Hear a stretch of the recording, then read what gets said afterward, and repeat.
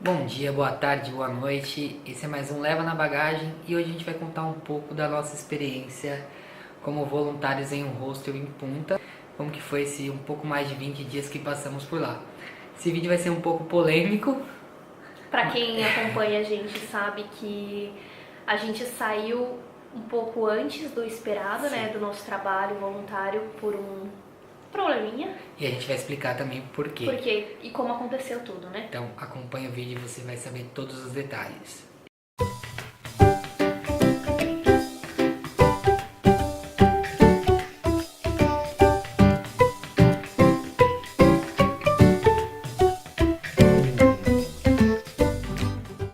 Embarcamos saindo do Brasil no dia 27 de julho, com destino ao Uruguai, onde a gente passou alguns dias de avião, sim, e a gente passou alguns diazinhos ali em Montevidéu. E no dia 29 de julho chegamos em Punta para o nosso voluntariado num hostel chamado The Trip Hostel. Fomos super bem recebidos pelo André, que é um voluntário também brasileiro. Salve, André! Salve, André, valeu! Fomos super bem recebidos. Naquele momento a gente não ficou sabendo o que exatamente seria o nosso trabalho.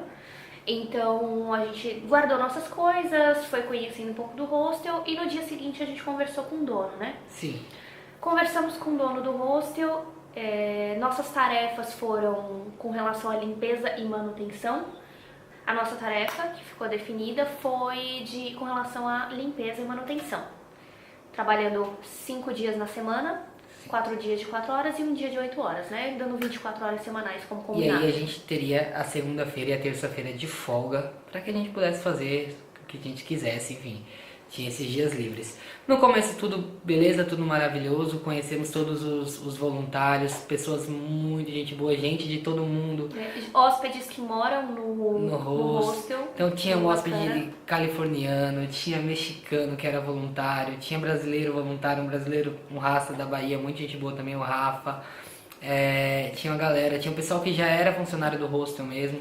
A gente conseguiu fazer ali uma equipe bem legal e um clima bem legal assim de trabalho, acabou todos virando amigos assim, e até com os próprios hóspedes. Teve hóspedes que a gente tava sempre junto com eles. Isso foi bem legal do voluntariado, a interação que tivemos com as pessoas. Acho que isso é um ponto positivo. A gente também conheceu muita gente, muitos hóspedes que ficavam 1 dia, 2 dias, Sim. 3 dias.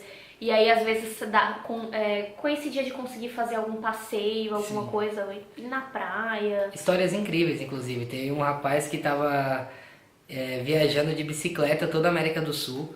Né? Ele passou lá por um dia, contou a história dele, muito legal também. Conhecemos um equatoriano muito legal também, que sentou e conversou muito com a gente sobre o nosso projeto. Inclusive, não estava no nosso roteiro ir para o Equador. A gente estava na dúvida, né? E não era uma vontade. E aí ele começou a falar de muita coisa, trocar muita informação com a gente e a gente decidiu colocar no roteiro aí, então mais pra frente a gente vai estar por lá.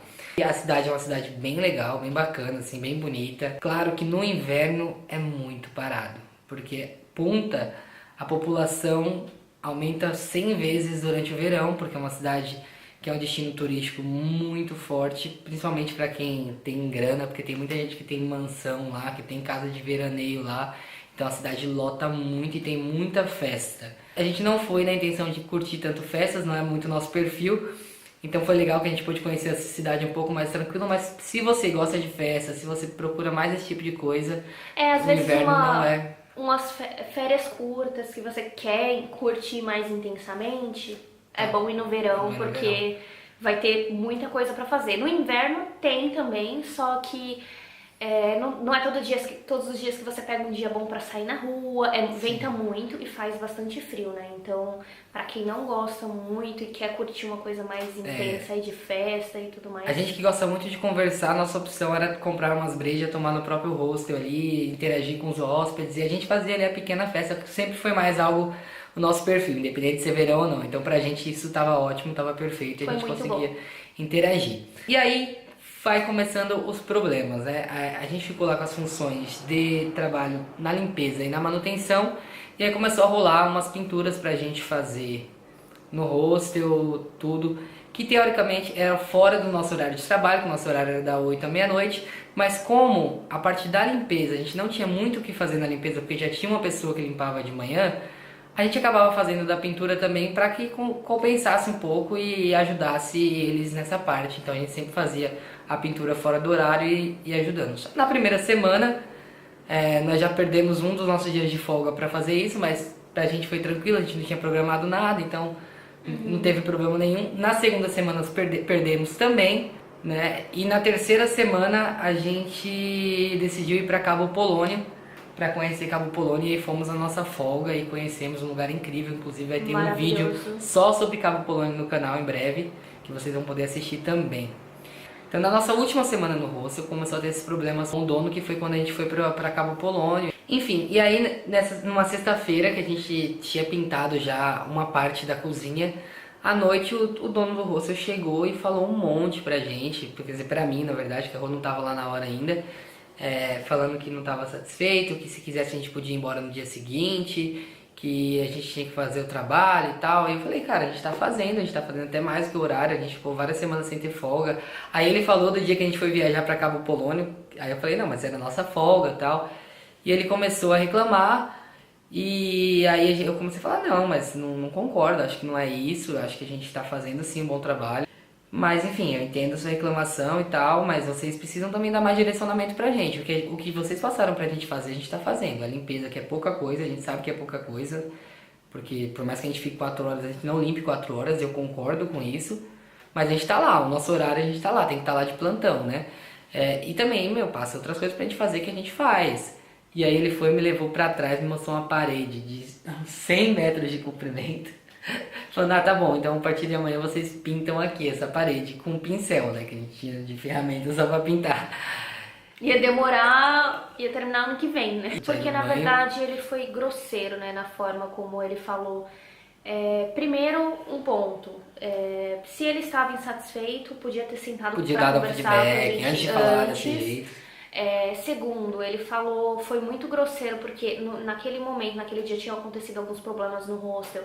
Ele já estava nervoso com os problemas com o hóspede, algumas coisas que aconteceram. Ele foi muito grosseiro na frente das outras pessoas. Sim. Voluntários, hóspedes, funcionário, quem estava lá na frente, né?